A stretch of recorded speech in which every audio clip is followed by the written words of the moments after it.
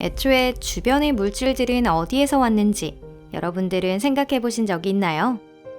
그리고 그것은 초신성 폭발과 어떤 관련이 있을까요? 여러분 안녕하세요. 만약 생각해 본 적이 있다면 저희 채널에 들러주셔서 다행입니다. 오늘 영상을 보시면 모든 걸 알아가실 수 있습니다. 이외에도 금이나 플래티넘, 우라늄을 낳는 별 등 그와 관련된 희귀한 발견에 대해서도 소개하고자 합니다. 그럼 시작할게요.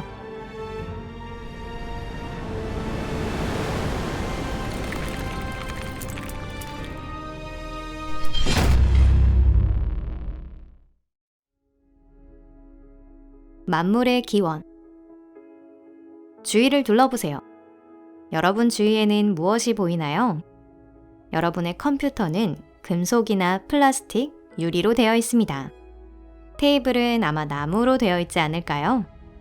입고 계신 옷은 합성 소재나 천연 소재로 되어 있습니다. 그리고 벽돌이나 시멘트로 만든 집에서 이 영상을 보고 계시겠죠? 이 소재들의 공통되는 것은 어떤 형태로든 지구의 물질에서 채취되었다는 사실입니다. 그것이 무생물이라면 직접 채취된 것이거나 석유를 원료로 한 플라스틱처럼 채굴물을 가공해서 얻은 것입니다. 목재와 같은 천연 유래의 성분이라면 어떤 생물도 일종의 가공 공장이라고 할 수 있습니다. 생물은 영양을 흡수하는 것으로 환경 속에 있는 유기화합물이나 무기화합물을 도입해 그것을 재료로 변환하여 자신의 몸의 세포 등을 만들어내고 있습니다. 실제로는 아주 복잡하긴 하지만 생합성 과정은 대체로 이런 느낌이에요. 즉, 유기물이든 아니든 모든 물질은 원래 지구에 뿌리를 두고 있습니다. 돌도, 건물도, 테이블도, 컴퓨터도, 수목도, 그리고 인간 자신도 지구의 원자로 구성되어 있습니다. 그렇다면 지구를 구성하는 원자, 그 자체는 도대체 어디에서 온 걸까요? 이는 더 이상 생화학이나 지구화학이 아니라 천문학이나 천문물리학의 문제라고 볼 수 있습니다.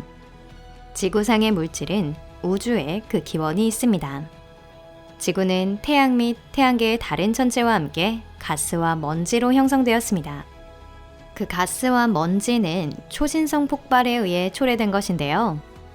과학자들은 초신성 폭발을 일으킨 이 시조를 메소아메리카 신화에 등장하는 태양신 어머니의 이름을 따서 코아틀리코에라고 부르고 있습니다.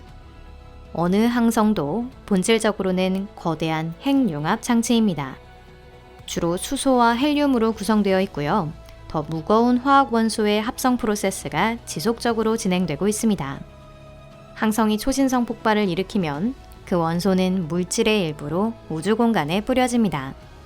원소가 행성의 일부가 되는 것은 이러한 경위에 의한 것입니다. 심플한 것 같지만 한 가지 문제가 있는데요. 그 문제는 바로 철입니다.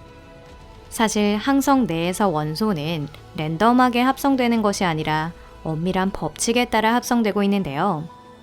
상당히 단순화해서 말하면 비교적 가벼운 원소의 원자핵에서 점점 무거운 원소가 생겨나는 것입니다. 학교에서도 자주 봤던 멘델레예프 주기율표를 계단 형태로 이미지화해 보세요. 주기율표에서는 원소의 원자핵 질량이 클수록, 즉 원소 번호가 커질수록 단이 올라갑니다. 가벼운 원소의 원자에서 더 무거운 원소가 합성될 때 계단을 오르기 위해 소비되는 에너지는 점점 늘어납니다. 그리고 26번째 단인 철까지 올라갔을 때 원소는 지치고 말죠. 일반 조건에서는 철에서 새로운 원소가 합성되지 않습니다. 사실 항성의 핵에 많은 양의 철이 포함되어 있다는 건 그 별이 아주 늙었다는 것을 보여줍니다. 철 문제. 여기서 당연한 문제가 생깁니다. 만약 모든 물질이 항성에서 태어나고 기본적으로 철보다 무거운 원소는 별 내부에서 합성되지 않는다면 지구나 다른 행성에 있는 철보다 원소 번호가 큰 원소는 어디서 올까요? 코발트, 니켈, 아연, 납, 요오드, 은, 금, 우라늄 등등 이 원소들 없이는 우리 문명을 상상하기 어렵습니다.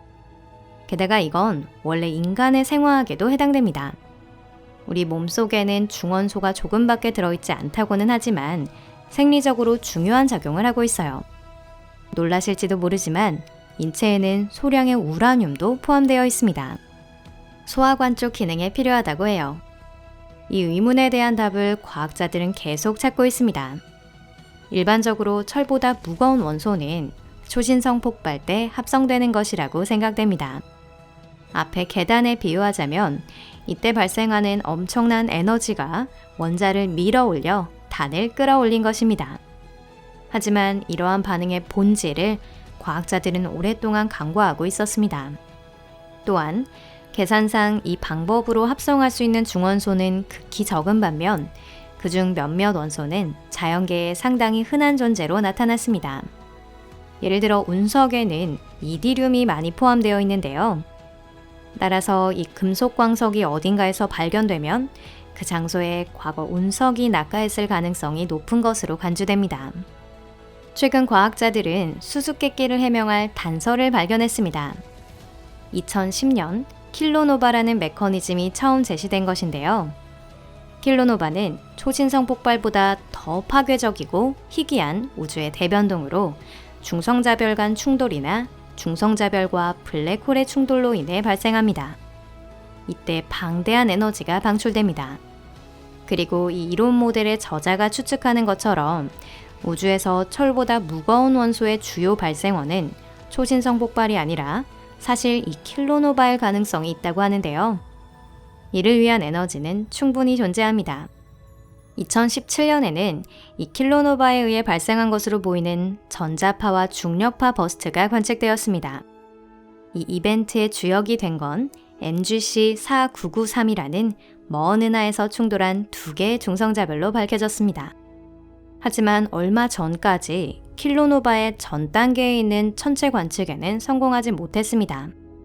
즉, 서로 접근하고 있으면서도 충돌에 이르지 않은 두 개의 중성자별로 이루어진 쌍 또는 중성자별과 블랙홀로 이루어진 쌍은 발견되지 않은 것입니다. 시계 장치.